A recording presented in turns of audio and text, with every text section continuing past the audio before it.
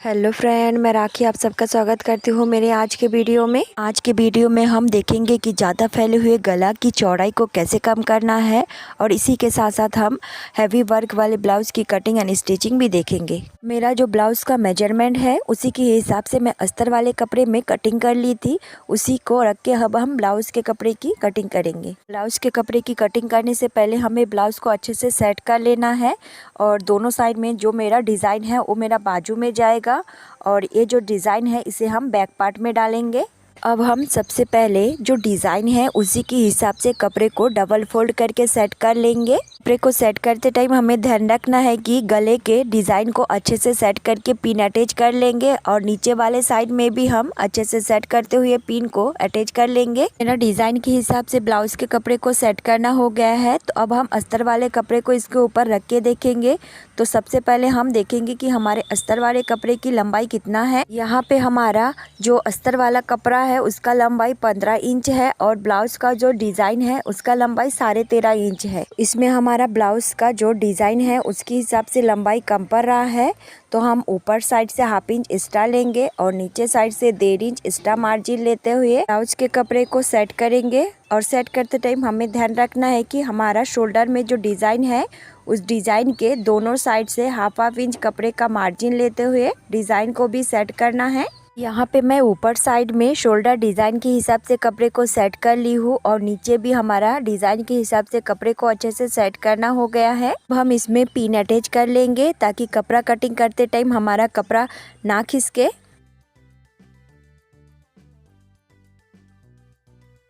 मेरा पूरा ब्लाउज में पिन अटैच करना कंप्लीट हो गया है, तो अब हम कटिंग कर लेंगे।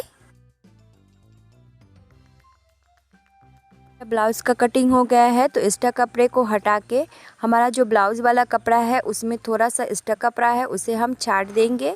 उसके बाद इसमें जो पिन अटैच किए थे एक एक करके हम सारे पिन को निकाल लेंगे। यहाँ पे देखिए मैं शोल्डर में जो डिज़ाइन था उसी के हिसाब से मैं कपड़े को सेट करके कटिंग कर ली थी, तो गले के साइड में मेरा थोड़ा एक्स्ट्रा कपड़ा है, इसी को हम सिलाई करके बाद में कटिंग करेंगे। तो फिलहाल के लिए हम इसमें पिन अटैच कर ले रहे हैं। तो चलिए अब हम मशीन में चलते हैं, वहाँ चल के आपको दिखाते हैं कि गले की चौड़ाई को कम कैसे करना है।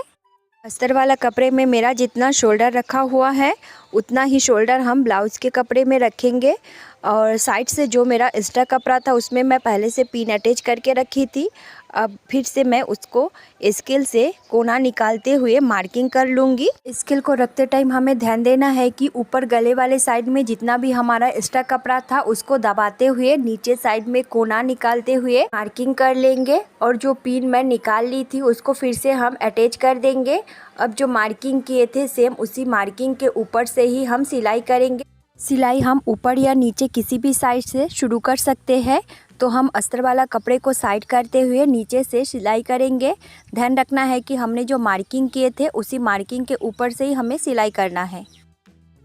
मेरा सिलाई कंप्लीट हो गया है, तो अब हम सबसे पहले इसमें जो पिन अटैच किए थे पूरा पिन को निकाल लेंगे।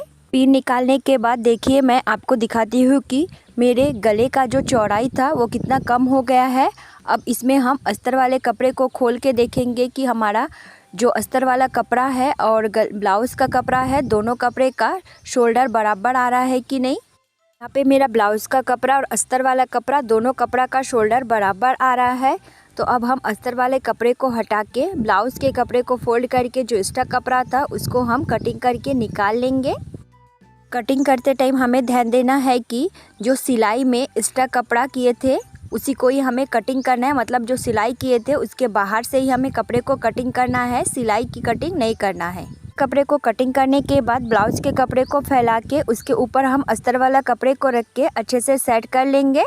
और देखिए ऐसे करके सेट करने से हमारा गले का डिज़ाइन दिख रहा है। आप गले के डिज़ाइन के हिसाब से पिन से अटैच करके अस्तर कपड़े को ऊपर रख के सिलाई करके अस्तर को पलट देने से भी आपका गला तैयार हो जाएगा। मैं यहाँ पे अस्तर कपड़े को पलट के गले को तैयार नहीं करूँगी क्योंकि मेरे क्लाइंट को गले में पाइपिंग चाहिए, इसलिए मैं अस्तर वाला कपड़ा नीचे रख के उसके ऊपर मेन फैब्रिक को रख के ही अटैच करूँगी। मेन फैब्रिक के साथ अस्तर वाला कपड़े को अटैच करने से पहले हमें ध्यान देना है कि हमारा जो गले में डिज़ाइन है डिज़ाइन के बाहर साइड में 1/2 इंच का मार्जिन लेते हुए हम सबसे पहले मार्किंग कर लेंगे।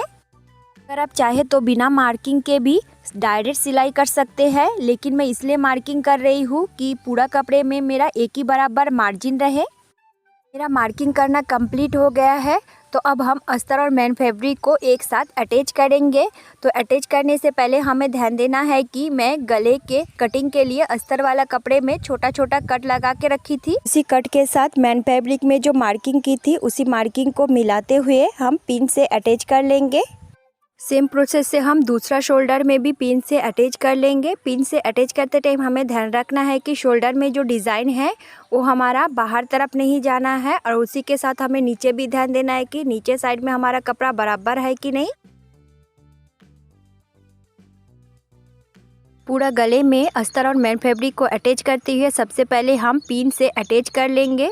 तो पिन से अटैच कर लेना जब कंप्लीट हो जाएगा उसी के बाद हम सिलाई शुरू करेंगे। सिलाई करते टाइम हमें ध्यान देना है कि हमने जो मार्किंग किए थे उसी मार्किंग के ऊपर से ही हमें सिलाई करना है।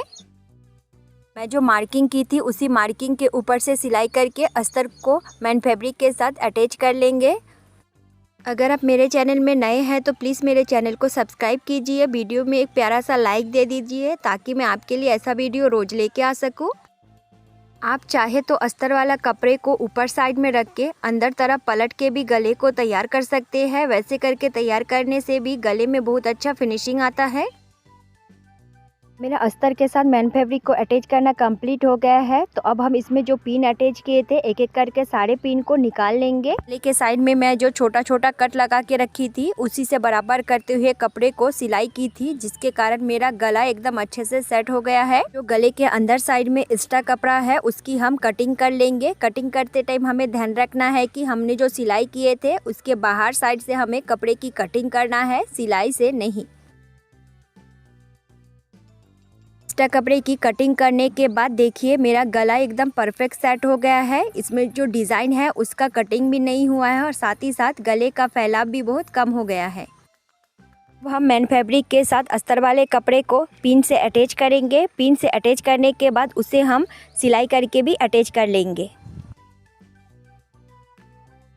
मेरे अस्तर के साथ मेन फैब्रिक को अटैच करना कंप्लीट हो गया है। तो अब हम इसमें जो पिन अटैच किए थे एक एक करके सारे पिन को निकाल देंगे। पिन को निकालने के बाद कपड़े के साइड में जो एक्स्ट्रा कपड़ा है उसको हम छाट के कपड़े को फिनिशिंग दे देंगे।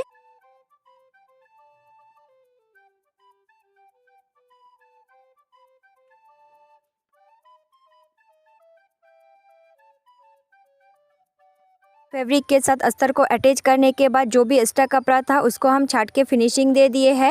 अब हम इसमें टक्स लगाएंगे। तो टक्स लगाने के लिए सबसे पहले हम कपड़े को फोल्ड करेंगे। फोल्ड करने के बाद कपड़े के बंद वाले साइड से 4 इंच पे हम टक्स के लिए मार्किंग लगाएंगे। टक्स का लंबाई भी हम 4 इंच रखेंगे। तो सेम प्रोसेस से हम दूसरा साइड में भी टक्स का मार्किंग कर लिए है। टक्स का मार्किंग करना हो गया है। तो टक्स लगाने से पहले हमें इस बात का ध्यान रखना है कि हमारा ब्लाउज हैवी वर्क वाला ब्लाउज है, तो इसमें हम डायरेक्ट टक्स नहीं लगा सकते हैं। तो टक्स लगाने से पहले हम कपड़े को फोल्ड करके दोनों टक्स वाले मार्किंग को मिलाते हुए छोटा सा कट लगा देंगे। इसी कट से पकड़ते हुए कपड़े के सीधा साइड में भी हम टक्स के लिए मार्किंग कर लेंगे, और जो मार्किंग करेंगे उसी मार्किंग में जितना भी हमारा स्टोन आ रहा है उन सारे स्टोन को हम निकाल देंगे। अगर हम बिना स्टोन निकाले डायरेक्ट ही टक्स का सिलाई कर लेंगे तो हमारा जो स्टोन है उसकी वजह से सुई टूट जाएगा। तो टक्स का सिलाई करने से पहले जो स्टोन है उसको हम निकाल लेंगे। हमें उतना ही स्टोन को निकालना है जितना हमारे टक्स के मार्जिन में आ रहा है।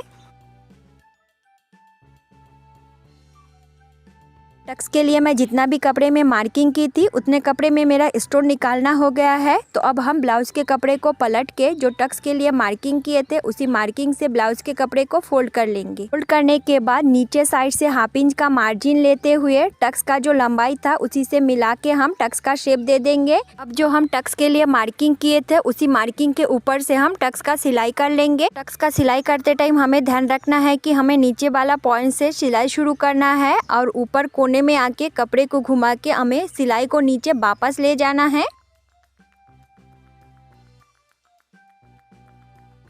मेरा टक्स का सिलाई करना हो गया है। तो देखिए मेरे कपड़े में कितना अच्छा फिनिशिंग आया है। तो जिस प्रोसेस से मैं ब्लाउज के इस साइड में टक्स लगाई हूँ सेम प्रोसेस से मैं दूसरा साइड में भी टक्स लगा लूँगी।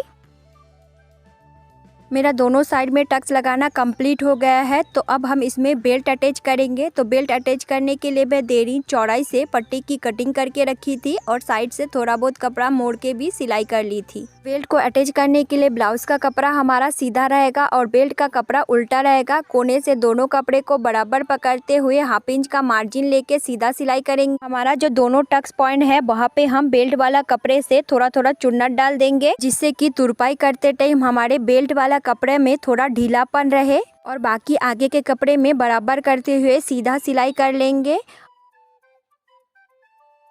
सिलाई के बाद हमारा जो भी एक्स्ट्रा कपड़ा रहेगा उसको हम छाट के फिनिशिंग दे देंगे। एक्स्ट्रा कपड़ा और धागा को छाटने के बाद हम बेल्ट वाले कपड़े को हाथ से सीधा कर लेंगे। सीधा करने के बाद बेल्ट वाले कपड़े के ऊपर से प्रेस सिलाई कर लेंगे।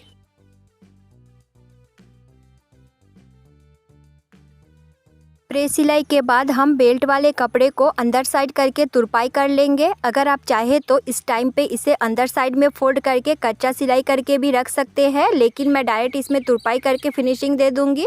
फ्रंट पार्ट को अटैच करके हम एक ही साथ में गले में पाइपिंग करके तैयार कर लेंगे। फ्रंट पार्ट को तैयार करने के बाद ये मेरे फ्रंट पार्ट का फाइनल लुक है। मेरे साथ जुड़े रहने के लिए आपका बहुत बहुत धन्यवाद।